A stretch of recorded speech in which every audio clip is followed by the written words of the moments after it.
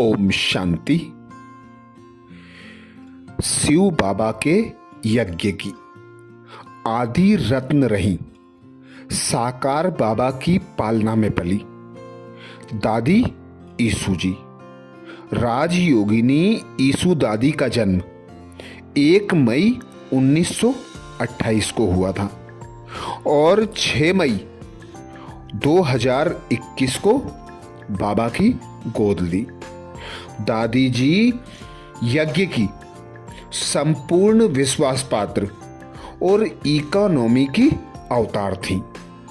दादी जी बाबा के महावाक्यों को शॉर्ट सुनकर ऐसी उसकी व्याख्या करती थी कि दादी को यह विशेष वरदान बाबा से प्राप्त था। मुरली का बहुमूल्य योगदान दादी के नाम माना जाता है, क्योंकि दादी फटाफट शॉर्ट हैंड में लिख लेते थे। उन्हीं के बदौलत आज हम उस समय टेप मशीन के पहले की साकार मुरलियों को एक्यूरेट शब्दों में पढ़ पाते हैं। दादी जी का यह योगदान भी अमूल्य रहा। दादी बाबा की इतनी स्नेही थी, बाबा उनसे इतना स्नेह करते थे कि दादी जी को साकार बाबा ने एक घड़ी सौगात के रूप में दी थी, जो बिना बैटरी पल्स से चलती थी। दादी भी इस सौगात को सदा अपने साथ रखती थी। दादी ने यज्ञ की अंत तक सेवा की। दादी सदा कहती थी, एक बाबा मेरा, मेरा तो दूसरा ना कोई। अर्थात एक बल एक भरोसे के आधार पर सदा एक बाबा दूसरा ना कोई स्लोगन सदा स्मृति में रखती थी। दादी जी को छोटे बच्चे भी अति प्रिय थे। ऐसी दादी जो ईश्वर को अति प्यारी थी। दादी ईसु जी, उनकी जो मुख्य विशेषताएं हैं, जो उनके द्वारा हम बच्चों को मुख्य शिक्षाएं मिलती हैं, उनका मनन करेंगे। ईसु दादी की मुख्य विशेषता थी, वे सदा कहती थीं, मैं बहुत खुश हूं। ईश्वर के साथ रहने वाले ईसु दादी जी काफी वर्षों से जब भी किसी ग्रुप को मिलने जाते थे, दादी एक ही बात कहते थे, मैं बहुत खुश हूं व मैं बहुत खुश हुई। दादी जी इतने आनंद से संपन्न रहते थे तो सोचने की बात है, दादी जी की पूरी यात्रा ही कितनी खुशियों से भरी हुई रही होगी, जो अब भी सदा ही बेफिक्र बादशाह रूहानी मौज में नजर आती थी। अर्थात दादी अंत समय तक बेफिक्र बादशाह और रूहानी मौज में नजर आते थे। आपकी विभिन्न बेहद अथक सेवाओं के लिए बहुत बहुत दादी जी को धन्यवाद। दादी हमारे लिए प्रेरणा स्रोत रही, संपूर्ण विश्वास पात्र इकोनॉमी के अवतार थे। दादी ईसु जी संपूर्ण विश्वास पात्र व इकोनॉमी के अवतार थे। आदि से दादी जी अपनी पूर्ण ईमानदारी के कारण बाप दादा के संपूर्ण विश्वास पात्र थे। तब तो भंडारे के निमित्त बने, हम भी परमात्म विश्वास पात्र बने तो दादी जी को फॉलो कर सकेंगे। सदा इकोनॉमी के अवतार थी दादी ईसु, इसलिए बाबा मम्मा उन्हें कहते, जरूरत के समय सदा उनकी बचत काम आती थी। हम भी इकोनॉमी द्वारा अपने सर्व समय, श्वास, संकल्प, ज्ञान, गुण, शक्तियों के खजाने को जमा कर विश्व कल्याण के हर पल सफल कर सकते हैं। मुरली के लिए विशेष योगदान। दादी जी ही वह महान आत्मा थे जो साकार बाबा की तेजस्वी तेज वाणी को फटाफट शॉर्ट हैंड में लिख लेते थे। उन्हीं के बदौलत आज भी हम उस समय जब टेप मशीन नहीं थे, जबकि साकार मुरलियों को एक्यूरेट शब्दों में पढ़ पाते हैं। दादी जी का हम सभी भाई बहनों की ओर से धन्यवाद। तो ऐसी मुरली का पूरा रिगार्ड रखने सदा क्लास के पहले कुछ समय योग में बैठ फिर सच्चे गोप गोपी बन ज्ञान मुरली की तान पर झूम उठे। फिर सारा दिन मास्टर मुरलीधर बन उसी ज्ञान की स्मृति व मनन चिंतन मंथन सिमरण द्वारा योग युक्त शांति प्रेम आनंद से भरपूर हो। हर पल स्वयं सर्व का कल्याण करते रहें। दादी जी हम बच्चों को यही शिक्षा देते हैं। दादी जी में समाने की महान शक्ति थी। दादी जी की संपूर्ण विश्वास पात्रता कारण बाबा ने उन्हें पत्र व्यवहार में राइट हैंड रूप में निमित्त रखा था। दादी जी की संपूर्ण विश्वास पात्रता के कारण साकार बाबा ने उन्हें पत्र व्यवहार में राइट हैंड रूप में निमित्त रखा था। तो दादी जी को खुशखबरी अच्छी बातों के साथ साथ कुछ सेंटरों से कमजोरी समस्याओं की बातें भी ज्ञात होती होंगी। फिर भी दादी जी इतना शुद्ध हृदय दिव्य दर्पण थे, इतनी विशाल समाने की शक्ति थी जो सदा उनके मुख से शुभ भावना के ही बोल निकलते थे। दादी जी को फॉलो कर हम भी घर ऑफिस के बड़े हैं तो सबकी बातों को ऐसा संभालें और अपने श्रेष्ठ धारणा मूर्त गुणग्राही दृष्टि शक्तिशाली शुभ भावना द्वारा सबको सशक्त कर उनकी काबिलियत के शिखर पर पहुंचा सकते हैं। यह भी बहुत बड़ा योगदान है जिसके लिए दादी जी को बहुत बहुत धन्यवाद, जिससे हम सभी की दुआएं प्राप्त कर सकते हैं। बाबा की सौगात।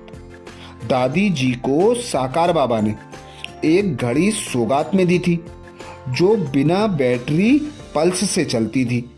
दादी जी को इसका इतना रिगार्ड था, नशा था, वह सदा पहने रखते थे, सदा क्लास में दिखाते थे। हमें भी बाबा ने बहुत सौगातें दी हैं, विशेषताएं दी हैं, वरदान दिए हैं। कार्ड, स्पेशल अटेंशन, पालना आदि हमें भी उसका नशा हो।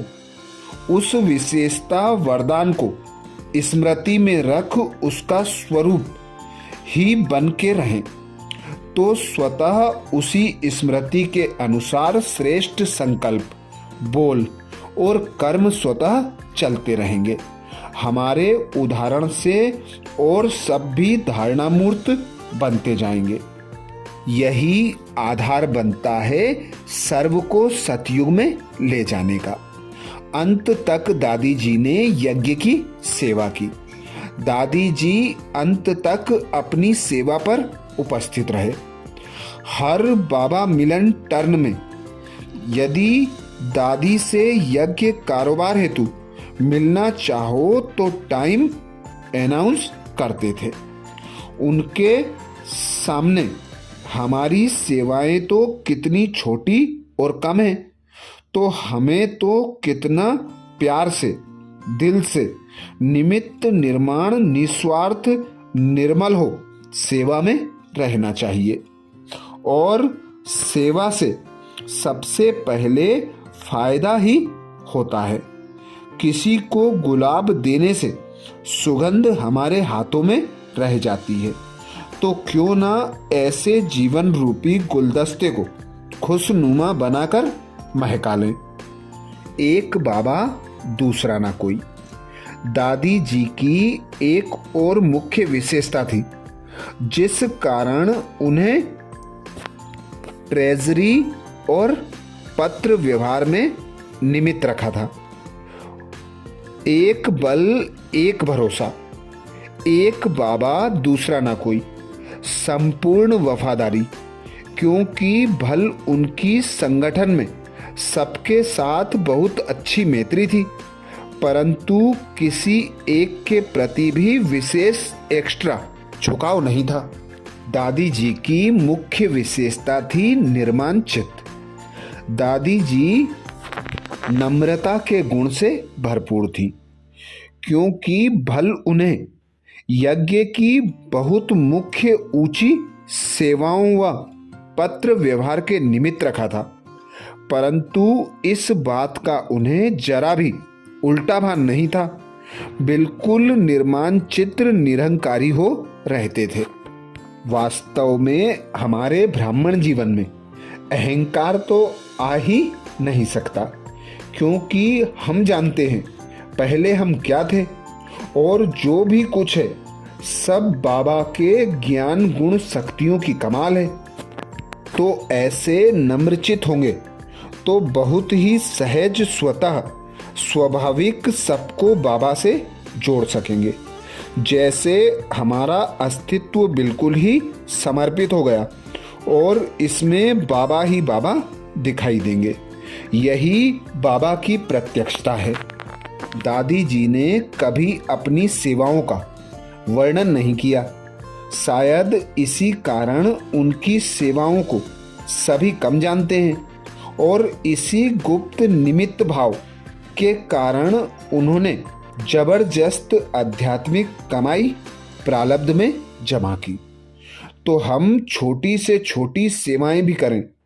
याद रखें, मार्क्स ज्यादा स्थिति भाव भावना पर है। जितनी योग युक्त ऊंची महान स्थिति, जितनी बेहद की उदारता, कल्याण की भावना, उतना प्राप्ति ज्यादा। फिर इन प्राप्तियों को और बाबा की सेवाओं में लगा सकेंगे। ऐसे हर पल सफल करते स्वयं सर्व को का कल्याण करते रहो। दादी जी को छोटे बच्चे बहुत प्रिय थे। स्टेज पर उनके साथ झूम उठते थे। दादी जी की सूक्ष्म उपस्थिति अब भी हम बच्चों के साथ सदा है। सभी दादियां हमें जब संपूर्णता की ओर प्रेरित कर रहे हैं, तो अभी सदा बैठे शक्तिशाली अशरीरी स्थिति और चलते फिरते कर्म में निरंतर फरिश्ता स्थिति में स्थित रह करें, तो औरों के लिए भी हम साक्षात्कार करा सकते हैं। सबका सबको बाबा से ही लवलीन करते रहें। ईसु दादी ईश्वर को अति प्रिय थी। सदा ईश्वर के साथ रहती थी।